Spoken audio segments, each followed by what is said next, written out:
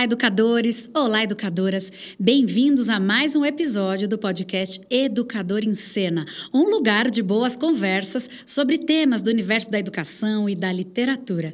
Esse programa é apresentado por mim, Ivani Magalhães, e produzido pelas editoras do Grupo Elo Editorial, Perabook e Elo Editora. Em cada episódio, inspiração, reflexões para o seu trabalho em sala de aula. Em cada edição, convidados especiais para contribuir com a sua atuação. Então, vamos lá conhecer o nosso convidado de hoje? Nosso convidado é Paulo Reis, ator, produtor e contador de histórias formado em artes cênicas. Reconhecido como a primeira drag queen brasileira a contar histórias, já circulou por sescs, bibliotecas e festivais, além de se apresentar em Lisboa.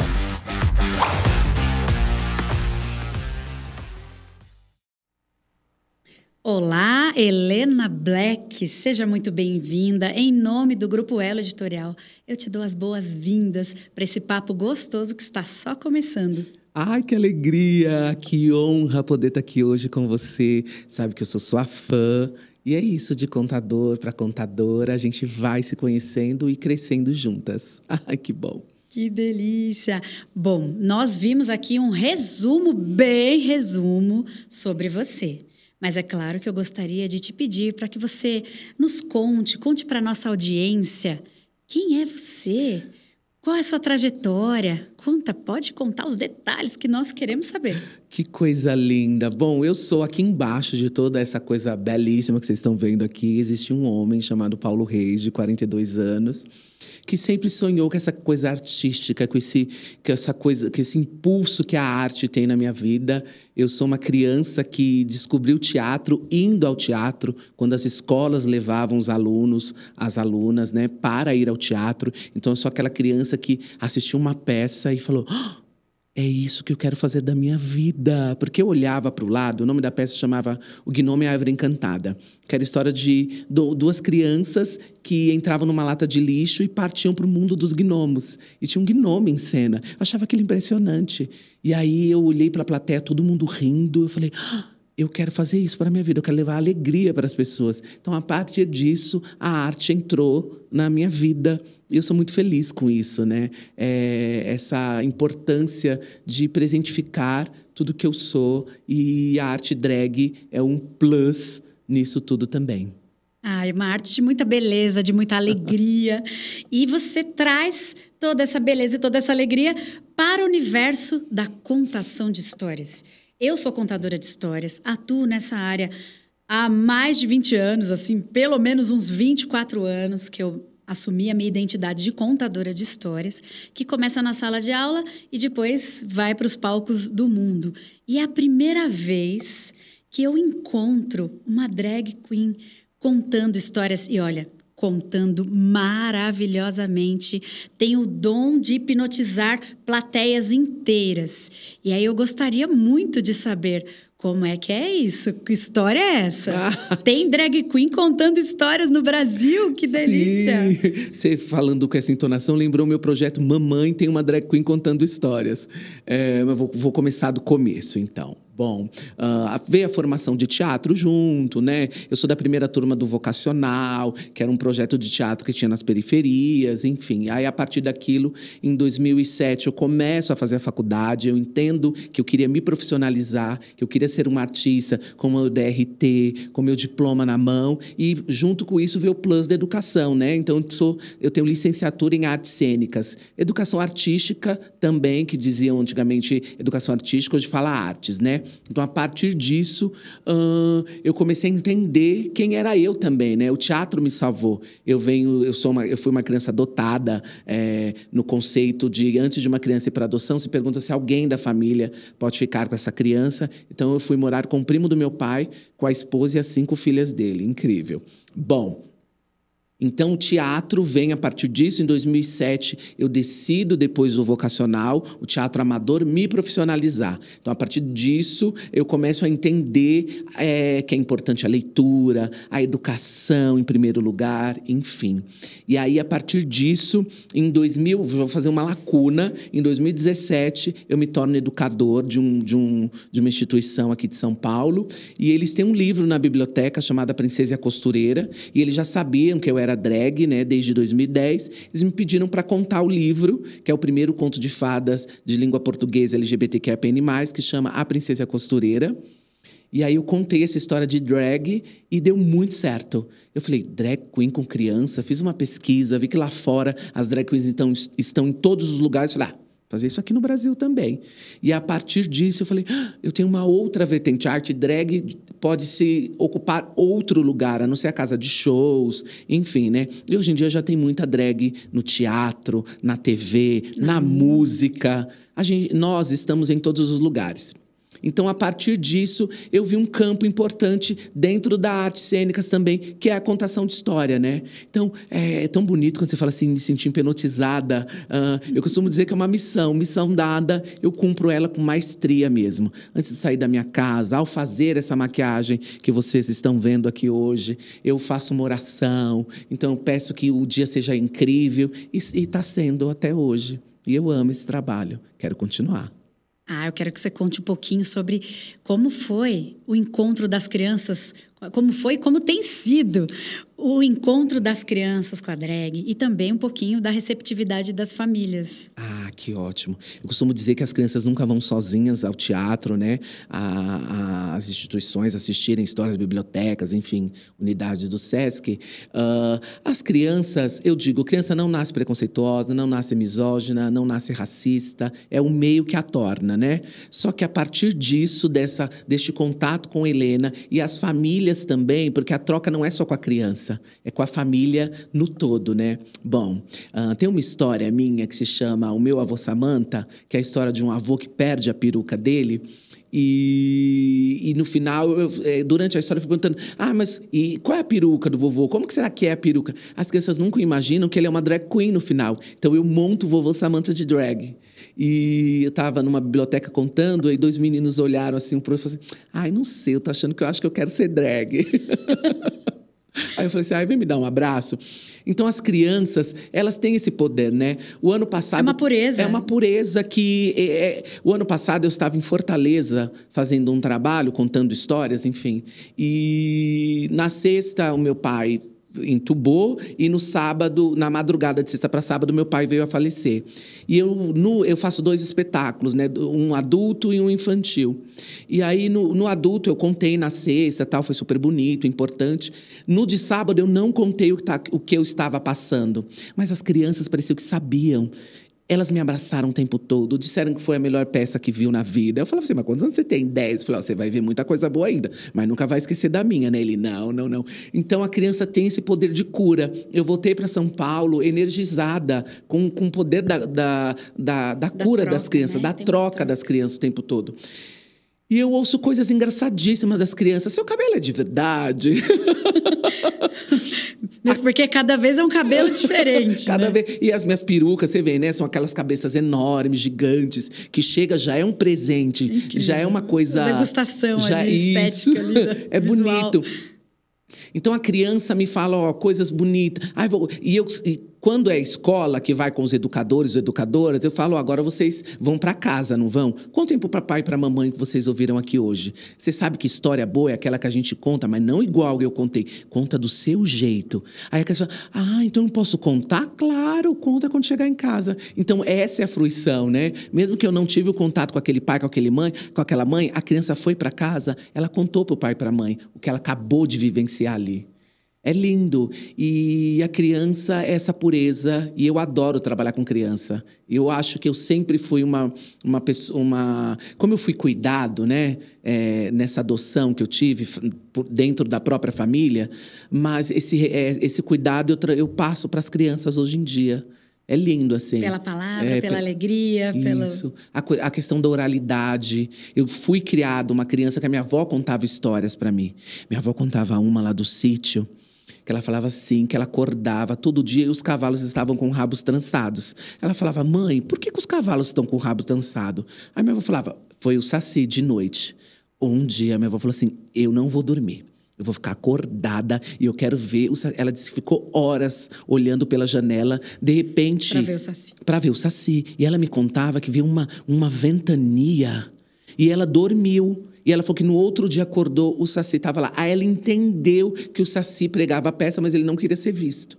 Então, olha essa coisa da oralidade, minha avó contava para mim, para os meus primos. Então, é isso, né? No sítio em Minas Gerais.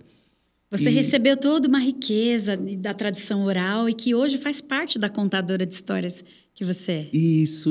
Eles me trouxeram essa riqueza e hoje eu passo para as crianças. E eu vou voltar um pouquinho na minha história. A minha drag nasce no ano de 2010, no aniversário de 85 anos dessa minha avó que me contava história. Então, minha avó ia comemorar 85 anos de idade. A minha prima falou, olha, vamos organizar a festa da avó? Eu falei, vamos. Cada um leva uma coisa, um leva um presente, um leva um refrigerante, enfim, uma coxinha. E eu, uma semana antes do aniversário da minha avó, não sabia o que eu ia dar de presente para minha avó. Eu fui até a casa dela e eu nunca tinha falado sobre sexualidade com a minha avó. Então, quando eu cheguei, minha avó olhou para mim e perguntou, Paulo, você está namorando? Eu achei tão impetuosa que ela perguntou da minha avó. Eu falei assim, não, vó, você é padre. Quando eu disse isso, ela me olhou com uma cara tão assim, nervosa. Eu falei, tá bom, vó, eu sou gay, ela é melhor que ser padre. Sim, minha avó. E aí eu tinha um vestido de bolinha da 25 de março, uma peruca curtinha de um livro que eu amo, que era O Fabuloso Destino de Amélie Poulain. Me montei no aniversário da minha avó e deu muito certo.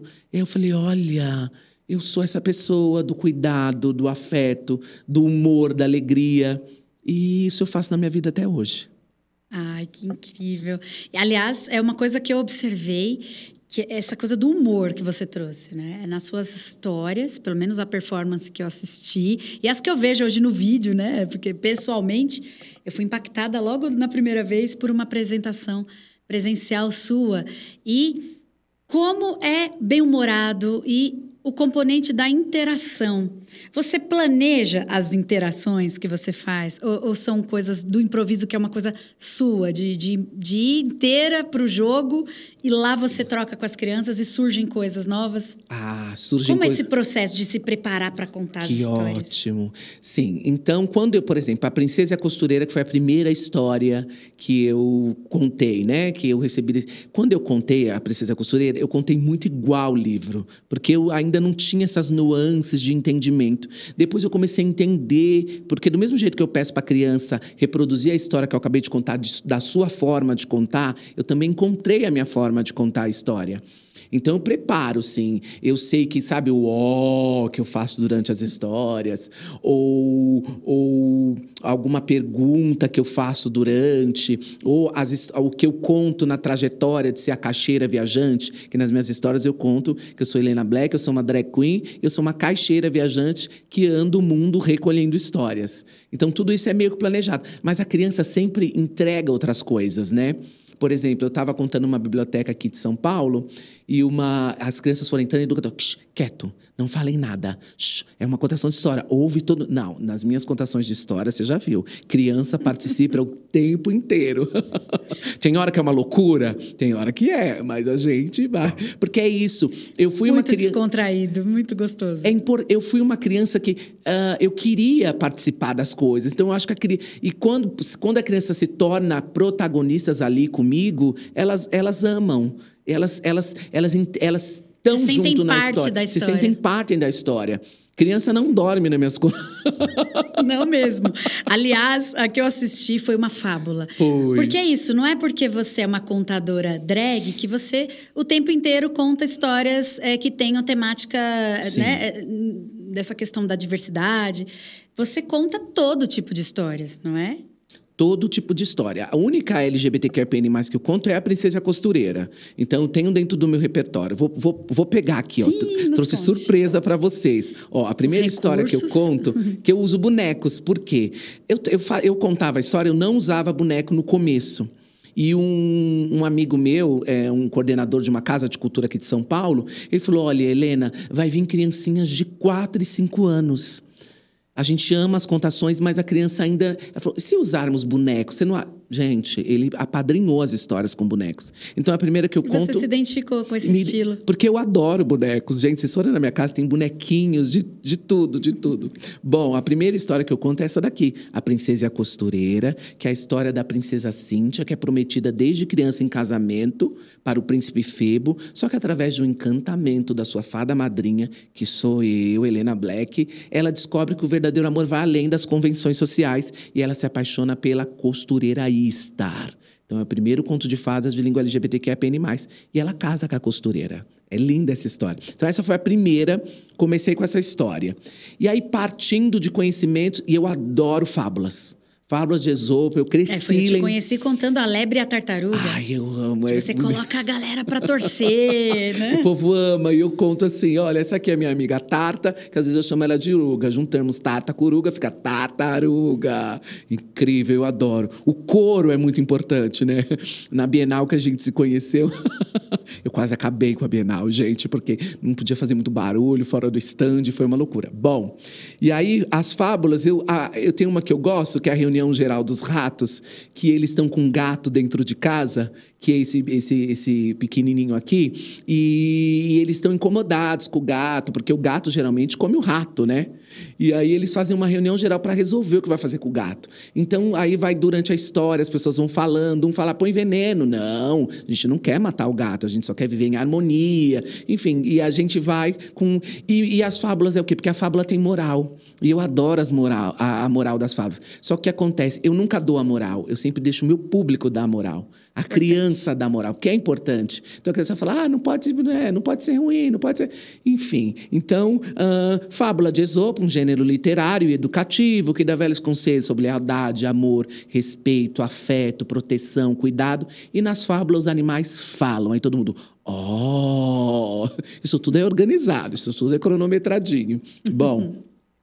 E aí, depois disso, eu tenho uma história que fala muito sobre mim. Essas duas histórias, tanto a Princesa e a Costureira quanto a Grande Árvore, que é a história desse menino aqui, Rudá, que é um menino que foi adotado. Ele morou num casulo, que é uma grande árvore, que é o baobá, a árvore da vida. E o rei não gosta do baobá, porque o baobá é mais bonito e frondoso que o rei. Então, o rei manda destruir a árvore da vida. Destruindo a árvore da vida, começa a nascer crianças em lugares onde as pessoas não estavam preparadas. Eu pergunto para a criança, para onde vai a criança que não tem para onde ir? Para o abrigo, para a escola. As crianças falam... E o Rudá, ele ajuda as crianças, junto com a fada Ceuce, a serem adotadas.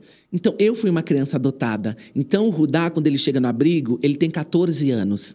E, geralmente, historicamente, no Brasil e no mundo, ninguém quer adotar crianças de 14 anos. Querem adotar crianças menores. Só que essa história, o Rudá, junto com a fada Ceuce, transforma num final feliz. E, no final da história, o Rudá é adotado pela princesa Cíntia. Então, a trilogia da Janaína Leslão, elas são 3 histórias. A Princesa e a Costureira, a Grande Árvore, e aí elas se encontram no final. Então, essas histórias são as minhas... Não que todas são preferidas, mas essa da adoção me marca muito, porque eu fui uma criança adotada, né? Uma criança cuidada, protegida. E o quanto é importante falar disso para todas as crianças, não apenas para as crianças que passam por situação semelhante, mas para todas, para que elas se sensibilizem, criem empatia, né? E conheçam diferentes realidades para além da dela. Isso amplia. Isso amplia, de verdade, né? Porque a gente não fica mais num só nicho. O nicho é geral, né?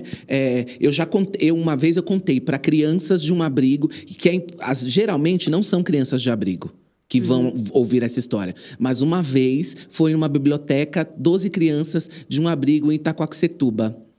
E quando elas chegaram atrasadas, eu tinha acabado a história. Mas quando chegou aquelas 12 crianças de abrigo, eu falei, vou contar de novo.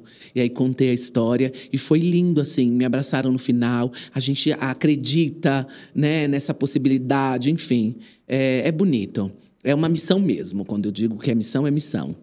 Isso tem a ver com a essência da arte de contar histórias, né? Como a gente consegue formar, ajudar na formação humana, possibilitar diferentes olhares para a realidade, né? Fazer essa ampliação mesmo de visão. Eu costumo usar uma frase da Elke Maravilha, que ela dizia: o dia que eu não tiver mais o que aprender ao trocar com as pessoas, é hora de eu ir embora. Então, toda a minha contação de história, como a hoje aqui no seu podcast, nós estamos trocando. Eu já tenho uma admiração tão grande pelo seu trabalho, acompanho. Acho que antes de eu ser essa contadora de história, a primeira drag queen brasileira contadora de história, eu já acompanhava suas histórias. Então, eu acho que é isso, é uma grande troca. A gente não é sozinho ou sozinha, né? Aqui nesse universo, nesse cosmos, sei lá como cada um interpreta a sua vida aqui. Que bacana. Você traz na sua fala, já identifiquei 3 coisas que são muito importantes para os contadores de histórias que você traz. Uma é a questão da escuta. Você está o tempo inteiro atenta à escuta do que as crianças dizem, não a escuta só do que se fala, mas a escuta enquanto metáfora, de observar como é a reação, como você pode acolher. Tem essa questão da interação com as crianças, o tempo inteiro contribuindo para que elas possam se sentir parte da história. E, ao mesmo tempo, o terceiro ponto está relacionado ao segundo, que é entender que a criança é protagonista.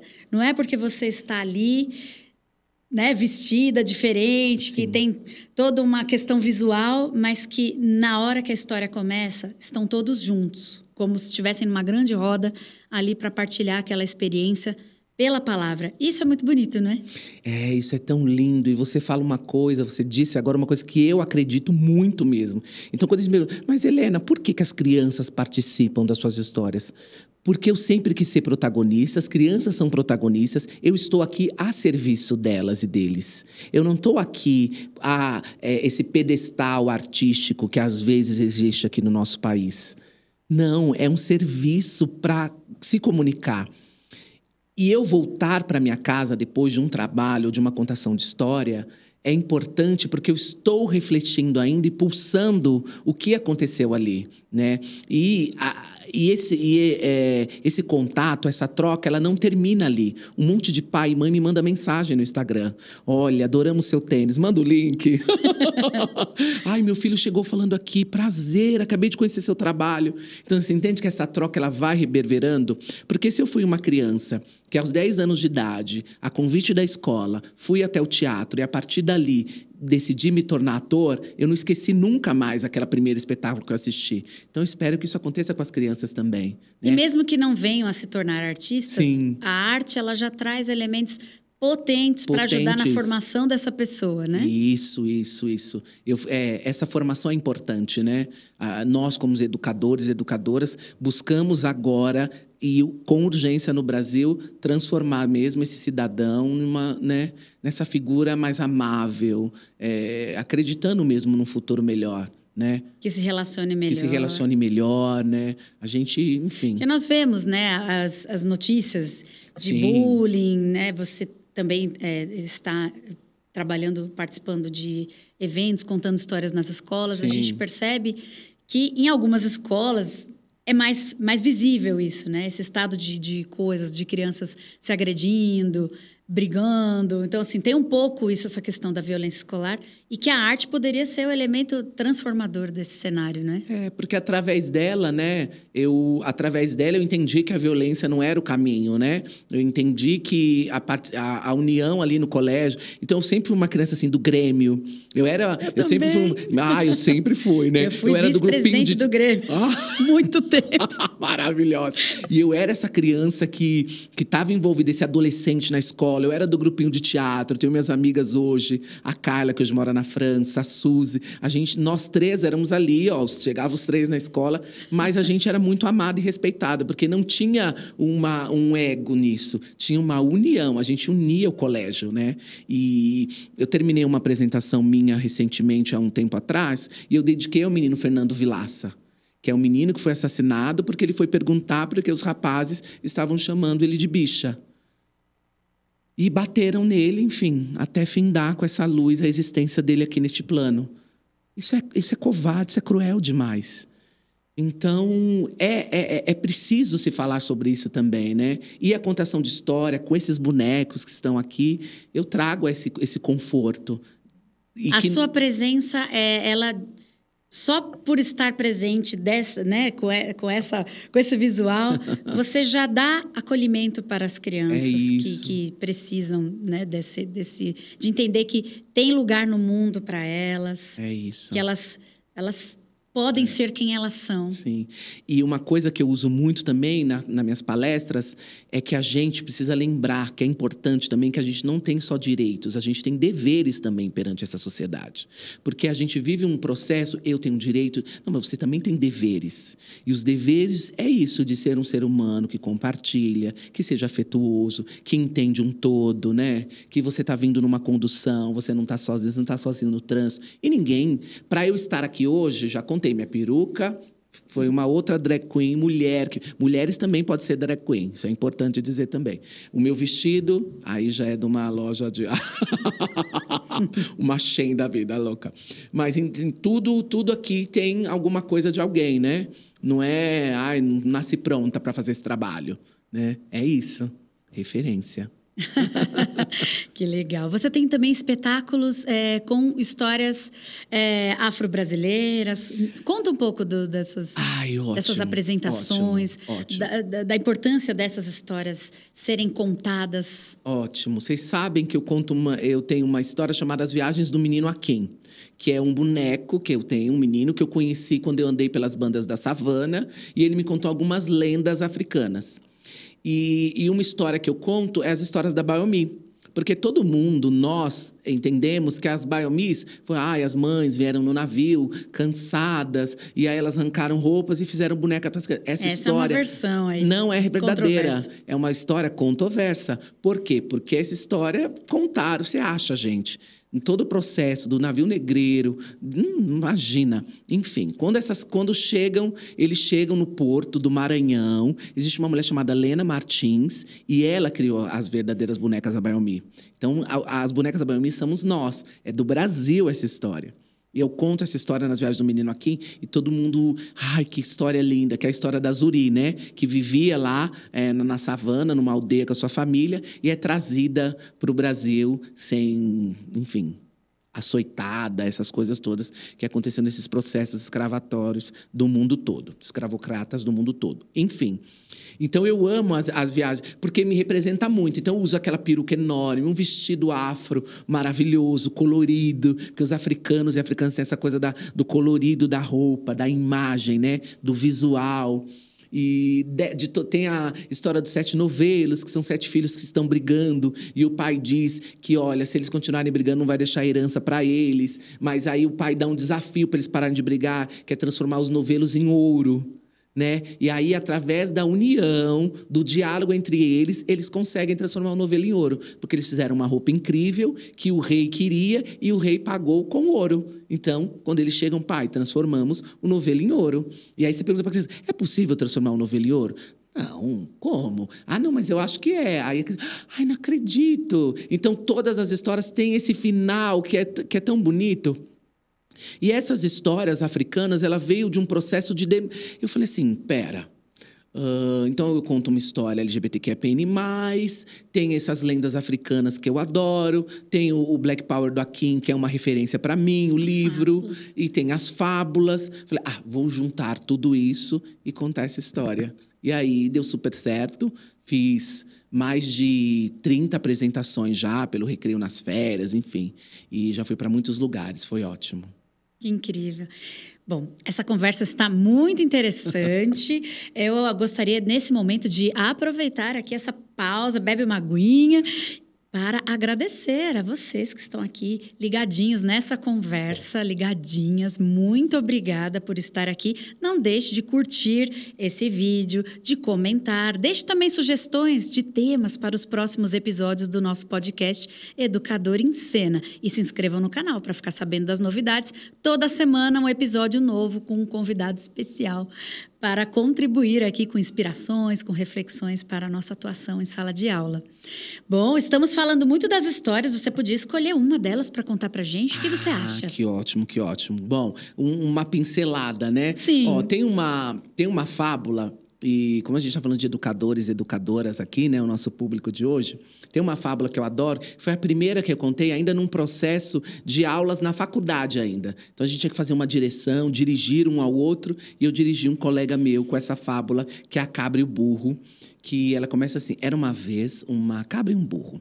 A cabra, com inveja do burro, foi até a casa dele e o aconselhou: senhor burro, senhor burro, senhor burro, vejo que o senhor anda trabalhando muito, tanto na hora de moer quanto na hora de carregar fardos. Acho que amanhã, ao chegar no seu trabalho, você deveria abrir um buraco enorme e se jogar lá dentro.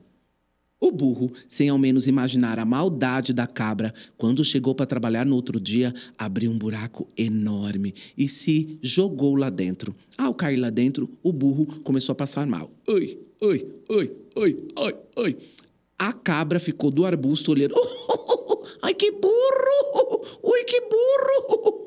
Quando o burro estava passando mal no buraco, o seu dono chegou e viu ele passando mal e disse: meu Deus, o meu burro, ele vai morrer, meu burro, não! Ele pensou e teve uma ideia. O dono do burro, então, chamou um médico para ver o burro. Quando o médico chegou, o médico viu o burro passando mal. Ai, ai, ai. O dono do burro: ai, meu burro, ele vai morrer. Foi então que o médico pensou e teve uma ideia. O médico disse que para salvar o burro, precisaria fazer uma troca com pulmão de cabra. Foi então que mataram a cabra para salvar o burro. Qual a moral dessa história? Quando eu conto para as crianças, eu não dou essa moral. Porque ela é uma moral, né? Que... É muito importante que as crianças cheguem à conclusão. Isso. E às vezes eles encontram morais muito mais interessantes até do que a que vem pronta, né? Sim, essa vem muito pronta. Que a moral é: quem é arquiteto mal sempre acaba se dando mal, essa coisa toda. Só que a criança às vezes fala: não pode, tá vendo o que ela fez? Tá vendo? Ficou só com um pulmão. Ai, que bom que ela dividiu um pulmão. Então a criança, ela, né? Ela vê de outra maneira. Ela vê de outra. E aí eu abraço no final, falo: que bom que você entendeu isso. E eu adoro essa. Eu conto ela e eu faço essa risada que eu faço. Aí eu falo pros adultos: essa risada é meio do Zacarias, né? Verdade. Aí os adultos dão muita risada. Enfim, eu amo essa história. Ai, que interessante. Interessante esse acolhimento para que a criança possa fazer a interpretação que ela quiser. O quanto isso é necessário na sala de aula. Muitas vezes contamos histórias e esperamos o momento da interpretação, que todos cheguem a uma resposta comum. Isso não é interessante. Interessante é deixar que a criança tenha a interpretação que ela quiser. Nós só estamos assim ainda hoje porque cada um pensa de uma forma. Nós não temos cabresto para todo mundo pensar da mesma forma. A gente é numa nuance, todo mundo tem. Eu costumo dizer assim que a partir do momento que o seu pensamento ou as suas ideias não começam a ferir o outro, a outra, ainda está valendo, né? Porque nós somos pessoas que cada um tem sua idiosincrasia, sua forma de pensar, mas que isso não comece a ferir ou agredir outra pessoa, né? E eu sempre tento falar isso com as crianças e a criança entende mesmo. Só que o trabalho do educador, da educadora, é naquele horário ali em casa. Isso precisa ser estendido para casa, né? Outra coisa que a Elke Maravilha dizia é que eu amo a Elke, viu, gente? Como amo também Carolina Maria de Jesus, Elza Soares, enfim. Oswaldão, da Guerrilha do Araguaia. A Elke também dizia que o pai dela dizia: olha, você, na escola, educação, você aprende aqui em casa, você tem que sair daqui educada, né? Na escola você vai aprender arte, cultura, educação é aqui em casa, de educação, de formação humana. Ela dizia que o pai dela sempre tentou formar ela humana. Então, a gente faz isso também, a gente educa a criança no colégio, na escola, né, nas instituições, mas é um braço a casa também, né? Então, esse contato tem que ser com o pai e com a mãe também. Importante, né? Que essa educação aconteça em parceria, né? Tem que ter uma parceria. Um não substitui o outro. É isso mesmo. Né? E que a base da formação humana começa em casa. Começa em casa, é isso mesmo. Que interessante. E eu percebo que você tem uma preocupação muito grande com essa questão dos valores, de que mensagem você está passando, nas histórias que você conta. Você pensa nisso quando você está escolhendo história? Como que é o seu processo de escolha das histórias? A Princesa Costureira foi esse presente, né? Alguém te indicou. Que me deram quando eu era educador. Logo depois, me apaixonei pela Janaína Leslão. Nós somos muito amigas hoje. Um beijo, Janaína. E aí eu comecei a ler a trajetória dela. E aí a Grande Árvore vem, porque se esbarra comigo com essa história da adoção. Eu conto, mas tem hora que eu penso que eu sou Rudá, né? Essa coisa de ajudar. Se identifica. Me identifico muito. O meu avô Samanta, a Clau Naum, que hoje também é minha amiga, entrou em contato comigo, né? Ela falou, olha, eu escrevi um livro e eu queria te mandar esse livro. Ela me mandou com uma dedicatória, com amor. Quando eu li a história desse avô que estava procurando a peruca dele, e no final a peruca dele era uma peruca de drag, minha cabeça fez assim, ó, quero contar essa história também. E aí o processo sentei, li o livro. Olhei as imagens. Eu tenho uma amiga que fala com a questão da oralidade, uma atriz amiga minha, ela falou, olha, você vai pôr uma vela na tua casa e vai contar a história para aquela velha, ela não pode apagar. E aí eu falei, eu lembrei da fogueira, da questão... Da ancestralidade. Da ancestralidade. Viu muito isso em mim. Então, aí eu vou preparando tudo. Aí eu falo com o Jean, que é o meu bonequeiro, que faz os meus bonecos. E aí eu faço um processo eu volto, né? Eu volto para o que eu imagino e de que forma que eu vou contar aquela história, né? Por exemplo, a Clau foi me assistir, né? O avô Samanta falou, eu nunca imaginei que ela ajudava ele e que o sapo, durante a história, entende? Vai se construindo. Que é a mesma coisa que a criança faz comigo. A criança às vezes fala, mas... Nossa, eu não imaginei que essa releitura, né? Eu também estou tendo uma releitura. E aí vem isso, o figurino, né? Aí que maquiagem que eu vou usar, quais os tons de cores. É doido isso, né? Porque não é só chegar e fazer. Tem toda uma construção. Começa numa escolha de história, estudar a história e depois pensar. E agora, como é que eu conto? Como que eu vou fazer essa pré-produção? Por exemplo, o avô Samanta, eu escrevi o projeto, Clau, olha o nosso projeto. A gente lutou 3 anos para colocar em cena, para alguém aceitar, como a Secretaria Municipal de Cultura. Aí, esse ano, falaram, olha, vamos custear essa sua história. Ai, que bom! Então, entende? E a gente vai sonhando, né? Agora eu tenho vontade, já escrevi esse projeto chamado A Caixeira, onde eu vou reunir todas as histórias. Eu vou passando por ela, né? Estou tentando aí vender e colocar em cena e uma hora dá certo. Que interessante. Bom, eu ainda quero ouvir um pouquinho mais sobre a questão mesmo do seu encontro com as crianças. Teve alguma criança que não curtiu? Em algum momento você já percebeu algum tipo de rejeição? Por parte de criança ou até mesmo dos adultos? Vamos falar, a gente está falando das coisas boas, mas se quiser compartilhar, porque eu acho que esse desabafo é importante. Claro. Para a gente poder, né, entender mesmo esse cenário, para que isso... Poucas vezes. Poucas vezes. Pouquíssimas vezes. Então, quando eu contei essa história, que eu contei para as crianças de 4, 5 anos, as educadoras, eu contei a princesa, né? Para crianças de 4, 5 anos. O verdadeiro amor de Cíntia era Ista. Estou contando uma história LGBT que é mais para as crianças de 4, 5 anos. Elas não estão nem entendendo isso. Elas estão vendo que eu estou girando durante a história, o meu cabelo, as risadas, enfim. Mas as educadoras olharam feio, assim, para mim. Mas aí eu aprendi... Para quem que eu estava contando essas histórias? Para as crianças. Então, continuei para as crianças. Antigamente, me abalava. Eu ficava, nossa, que triste, né? Mas hoje, não. E teve numa unidade também que eu estava contando a princesa e a costureira. E tem uma hora que as crianças seguram os bonecos. Segura aqui a princesa, que enquanto ela foi fazer alguma coisa, segura aqui o boneco. E aí estava contando, tinha 2 crianças segurando, quando de repente, quando eu conto o verdadeiro amor de Cíntia era Istar, tinha um casal com essas crianças, puxaram as crianças, colocaram os bonecos assim no chão e saíram também da contação de história. Eu percebi que as crianças não queriam sair, mas como um adulto neste momento é o detentor daquela criança, então, né, enfim. E aí eles saíram. Então, foi esses 2 momentos. Mas é muita terapia para eu entender que não é comigo, né? Eu estou ali contando uma história que precisa ser contada e eu fico... Se tem 2 não gostando, 4, tem 50, 30 gostando. Ali presentificado, rindo para mim, né? Eu circulei com a Grande Árvore pelo Rio de Janeiro. Eu fiz 8 instituições do Sesc no Rio de Janeiro. Foi tão lindo. Eu encontrei com uma plateia evangélica num dos Sescs. A maioria era evangélicos. E eles amaram.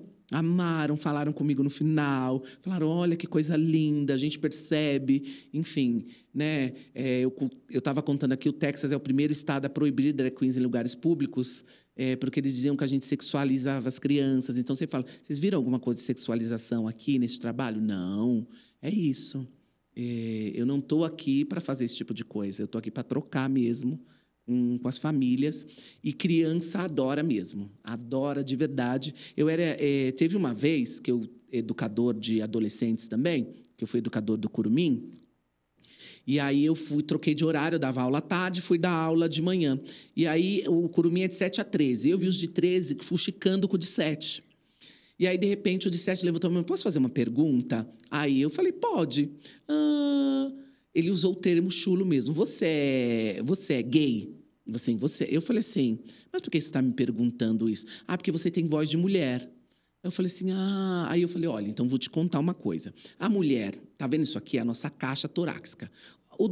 A da mulher é menor, por isso que a voz é mais aguda, do homem maior, por isso que é mais grave. Só que você acredita que eu sou privilegiado? Deus me deu o dom de fazer várias vozes? Aí eu fiz, ai, Patrick. Eu comecei a fazer vozes para as crianças. No final, estava todo mundo disputando quem ia almoçar comigo. Entende essa construção? Aí eu falei, olha, são termos pejorativos, como, né, o viado que chamam a gente, não é bonito, chamam para agredir. E aí você consegue converter isso numa educação. Mas por quê? Porque eu me preparo antes. Uma educação respeitosa. Uma educação respeitosa, não é agressiva, que inclua isso. Quando eu falo para as crianças, leiam, o livro fez isso comigo. Eu lembro que o primeiro livro que eu vi foi Senhora, de José de Alencar. Um livro difícil. Mas, a partir daquele, comecei a ler Mistério dos 5 Estrelas, enfim, série Vagalume, que eu amo, Gibi. Faz parte da minha infância. Eu falo para as crianças, às vezes, mas eu não sei o que. Eu falei, lê placa da rua. Você está andando na rua, vende-se alguma coisa. Tudo isso é leitura, né? É fruição o tempo inteiro. Que bacana. Como você avalia a importância do seu trabalho na vida das crianças? Ai, que importante, né? Eu nunca pensei nisso, né? Assim, como que avaliar isso? Que gera um impacto. Gera um impacto. Eu acho que é transformação mesmo, né? Eu me transformo, quem ouve as histórias se transforma, né? Enfim, desde o contratante até quem estava ali passando, e história como a Bienal do Livro, ou como, eu vou contar daqui a pouco da minha história adulta, que eu contei no metrô. Então as pessoas estão passando, mas a pessoa de lá está vendo, às vezes ela não se aproxima, ou ele, porque ainda não tem esse contato, mas essa troca o tempo... eu acho que eu avalio o meu trabalho como um grande presente do universo e que ele é necessário e que precisa ser feito sempre. Não só por mim, por outras drag queens. Quando alguma drag fala, eu também vou contar a história, eu falei, mas tem que estudar antes também, né? Não é só pegar um livro e contar. Precisa entender que tipo de roupa que vai usar, de que forma vai chegar. É isso. De como vai interagir de com as como vai crianças. Interagir, isso. Porque tem que ter esse cuidado, né? É uma atividade, você traz uma voz importante que precisa ser ouvida, mas não é de qualquer maneira, né? Até para a mensagem poder chegar, tem que ser cuidadosa, tem que ser pensado, como você falou, tendo esse cuidado para as pessoas não interpretarem como uma sexualização. Não tem nada disso. Mas até as pessoas entenderem que não tem nada disso, você precisa romper uma barreira. Porque o primeiro espanto, né, de olhar, peraí, as pessoas ainda, o que drag queen faz no Brasil? Shows, na casa de show. Não, mas a drag queen hoje está em todos os lugares. A gente falou, tem drag queen na música, tem drag queen no teatro. Glória Groove estava fazendo Wicked agora, gente. A Morban, meu Deus do céu, vi 3 vezes, sou fãzíssimo. Então, você entende? Nós estamos no teatro, estamos na educação também, né? Sim. É isso. E a não educação no Brasil é um projeto, né? Eles fomentam, mas nós estamos ali na luta, nós professores, educadores, pais, mães. Por isso que eu digo para os pais, vá na escola, participa da PM, organize o que seu filho está fazendo na escola, olha essas violências que estão acontecendo no ambiente escolar. Isso é inadmissível, isso não pode, isso precisa acabar. Né? E que futuro? Eu estou com 42 anos hoje, né? Mas eu tenho um monte, porque na pandemia, minha família, meu Deus, cresceu horrores. Maravilhosa.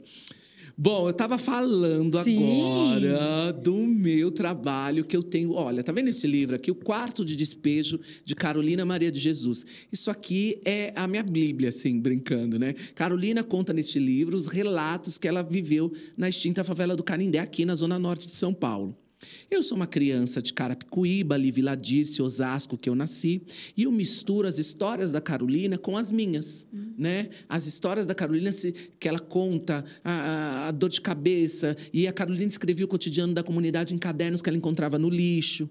E a escola não me falou sobre Carolina. Hoje fala sobre Carolina, mas na minha época eu conheci Carolina fazendo uma pesquisa e vi que tinha meninas fora do Brasil estudando ela. Falei, estão estudando uma brasileira que eu não conheço. Aí comecei a ler o livro, me identifiquei e criei uma performance, Helena Black em Cidade de Despejo, que está rodando por São Paulo. Fiquem de olho, ligadinhos e ligadinhas. E estou muito feliz. Como o Ivani disse mais cedo, eu adoro sua peruca do barraco. Eu tenho um barraco da Carolina na minha cabeça, é muito bonito. Então, eu também faço trabalhos, né? Esse trabalho é o meu primeiro trabalho adulto e eu amo, assim... Em 2017, eu circulei pelos teatros distritais, eu fui agente comunitário de cultura, com um show chamado Helena Black Multicor, onde eu contava a minha trajetória, quem me inspirou para eu estar ali, enfim.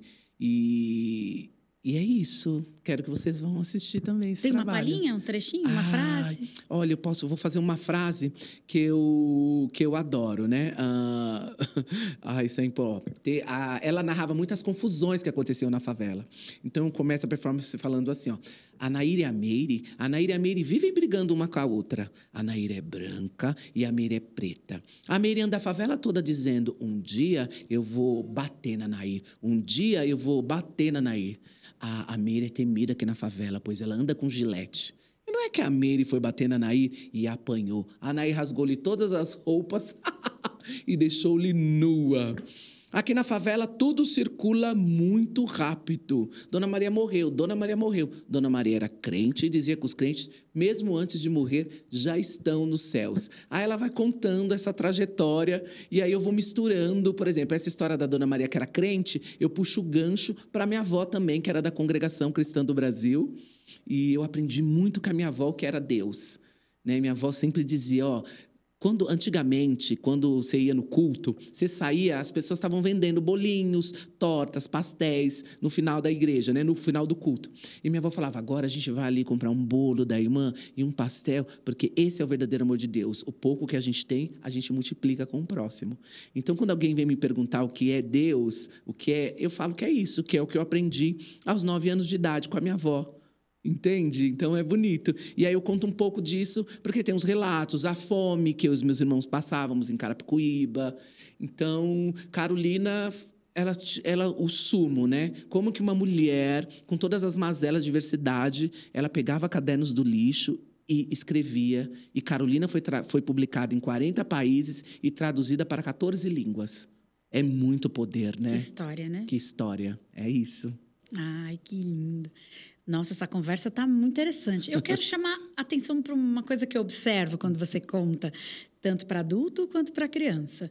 Porque é isso, né? História não tem idade. Uma boa história é para o ser humano, né? Então, mas eu observo que você tem no narrar algum jeito, uma irreverência que é própria das drags, né? Eu acho que é um tempero. A risada, o jeito de dizer. Você prepara isso, você pensa em cada detalhezinho ou isso flui?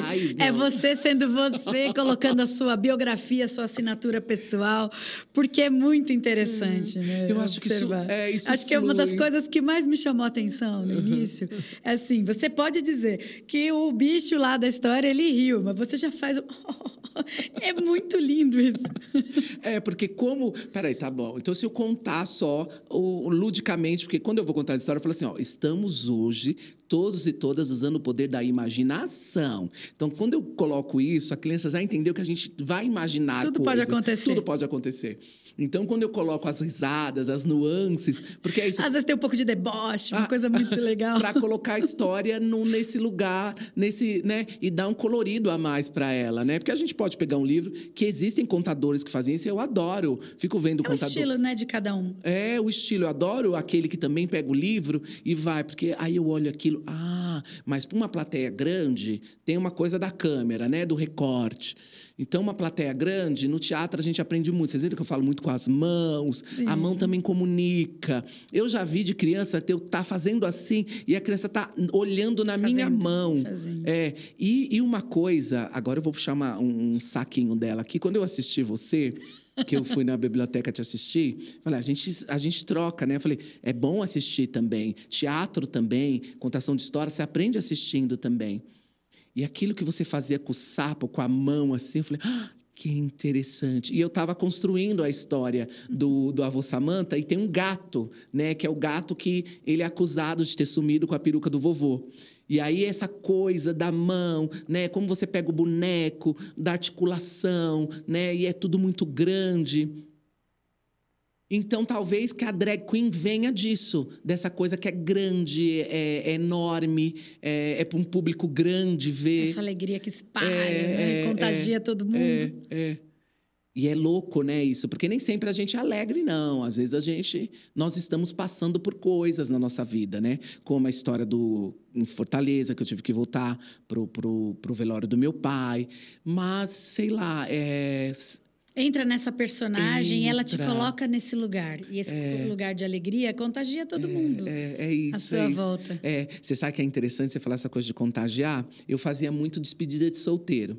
E eu sou fã do Chaves. Sou fã de Chaves. E aí, uma noiva, ela ia fazer a despedida de solteira dela e o fã era Chaves, o tema era Chaves. Aí eu, não, vou fazer. Fiz esse evento para ela.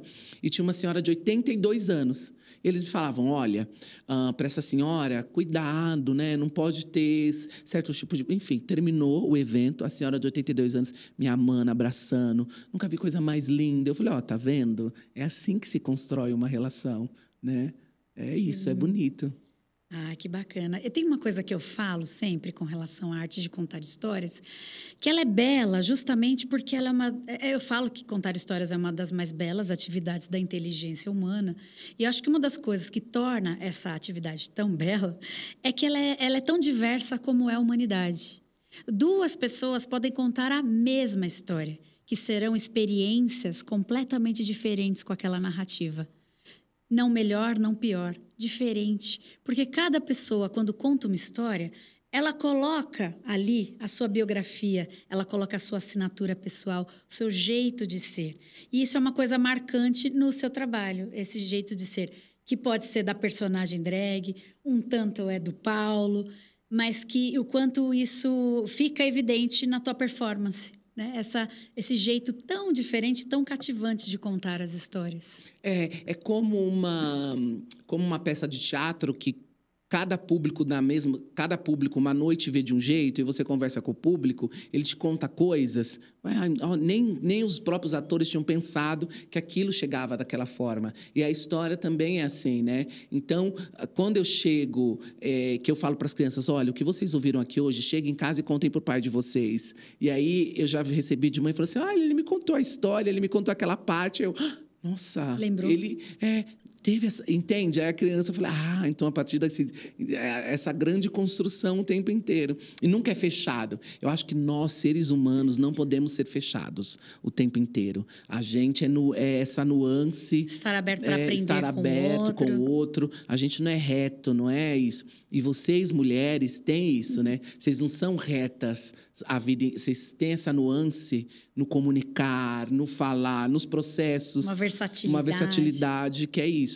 Então, nós não somos sempre aquela mesma coisa. Eu acho que as histórias trazem isso também, né? Que interessante. Ou seja, uma mesma história nunca é a mesma história. Nunca. Até quando eu estou contando. A princesa, quando eu conto de um jeito... Depende do público. Depende do público. Contexto. Tem público que me entende. Por exemplo, vou dar um spoiler. Tem no final da história esqueci o nome dele. Do Rudá. E o rei, ele morre no final da história. e já bateram palma. É, que bom, sabe? Eu nunca esperei isso. Primeiro dia que falou isso, eu falei... Falei, gente, eu nem uso a palavra, né? O rei, ele nunca mais foi visto. Eu não uso a palavra morreu. Cuidado com as palavras. Tenho cuidado com as palavras. E as crianças, não, eu acho que ele morreu. Porque ele era ruim. É porque as crianças têm essa coisa do bem e do mal. Isso, assim, e o nosso papel é essa nuance entre o bem e o mal, né? Muito ótimo, bom. Ótimo. Bom, nosso papo está muito bom, muito interessante, bom. Mas já estamos chegando ao final. Então, eu gostaria, assim, nesses minutos que nos restam, de dizer o seguinte: você gostaria de deixar aí alguma mensagem, alguma coisa que você gostaria de dizer para a nossa audiência, pensando que estamos falando com educadores sobre o seu trabalho? Quer deixar uma mensagem? Olha, minha mensagem é a seguinte: não existe um ser humano à frente se ele não passar por um educador ou por uma educadora. Então, por mais que esteja ainda muito difícil, nós que estamos aqui hoje, a gente ainda existe porque a gente ainda resiste. É isso. Então, é resistir para poder existir. E a educação, ela transforma e é real. Eu sou uma pessoa transformada pela educação. Pela leitura, pelas histórias. É isso. Ah, que lindo isso. Bom, eu gostaria de agradecer primeiro a nossa audiência, claro, que está aqui assistindo.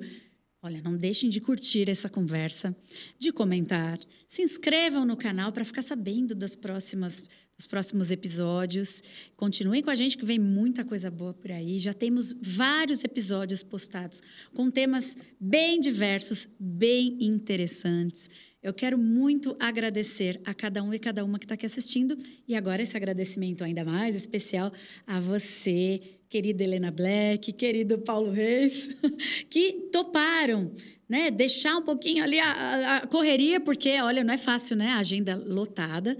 E estar aqui conosco, gravando essa conversa, esse bate-papo. Esperamos que essa conversa possa servir de inspiração para que outras pessoas também possam levar esse trabalho de respeito, de estimular, né, a questão dos valores. Eu vejo isso muito no seu trabalho. O quanto você atua como um educador muito potente por meio do seu jeito de ser, das histórias que você conta, o quanto isso ajuda no processo de educação e que você tem uma preocupação muito grande com a questão dos valores humanos que você vai passar com as suas histórias. Então, continue assim.